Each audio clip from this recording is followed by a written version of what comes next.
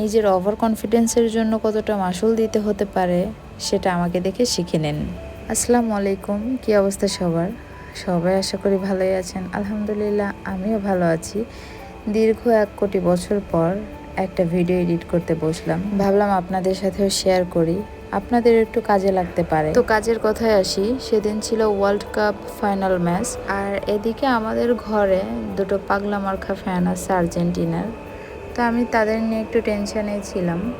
আমার তো কোনো টেনশন নেই, কারণ আমি রাউন্ড 16-এ বাদ পড়ে যাওয়া সাপোর্টার। কিন্তু তাতে কি, আমার সব পছন্দের মানুষগুলার প্রিয় টিমের আজ খেলা, এখন সেটা নিয়ে কি আমি একটু উদ্বিগ্ন না থাকলে হয়? তো সে কারণে আমি একটু টেনশনে ছিলাম বটে। তো লামকে বললাম একটু পরেই তো আর খেতে পারবা না, হার্টবিট খুব হাই স্পিডে চলতে থাকবে, তো এখনই তোমার পছন্দের ভর্তাটা বানাইছে আপু, তো 2 লোকমা খেয়েই নাও। একটু টেনশানে খেলা মানে একটু টেনশন ফ্রি, মানে ভরা পেটে থাকলে তো একটু ভালোই লাগে সব কিছু। তো ভরা পেটে একটু খেলাটা দেখো। তো এগুলা করেই যে নিজের সর্বনাশটা ডেকে নিয়ে আসছি, সেটাই হচ্ছে আসল কথা। এখন আপনারাই বলেন যে এখানে আমার দোষটা কোথায়? এই ওয়ার্ল্ড কাপে আর্জেন্টিনা যে পরিমাণ কামব্যাক দিছে, তাতে কি কেউ জানতো যে ফাইনালে এসে এমন একটা কামব্যাক, মানে এমন একটা কামব্যাকের অভাবে ওরা হেরে যাবে? এটা কি কেউ জানতো, বা কেউ এটা ভাবছে? কেউ তো ভাবেই নাই। তো একই রকম ভাবে আমিও ভাবি নাই। আমিও ঠিক সবার মতোই 80 মিনিটের অপেক্ষায় ছিলাম, যে ওরা তো 80 মিনিট অবধি খেলে না, তো পরে 10 মিনিট ওরা খেলে আসলে মন দিয়ে। তো আমিও ঠিক একই রকম, আর্জেন্টিনার সব ফ্যানরা যেরকম চিন্তা ভাবনা করে, আমিও ঠিক একই রকম। আসলে ওই দিন তো আমিও আর্জেন্টিনার সাপোর্টেই ছিলাম। তো আমি ভাবলাম যে ওরা তো কামব্যাক দিবেই, যে কোনো ওয়েতে দিবেই, যেভাবেই হোক দিবেই, যেভাবেই হোক, মানে ওরা জিতবে, মানে এটা তো আমিও ওভার শিওর ওরা জিতবে। সবাই যেমন শিওর ছিল, আমিও ছিলাম।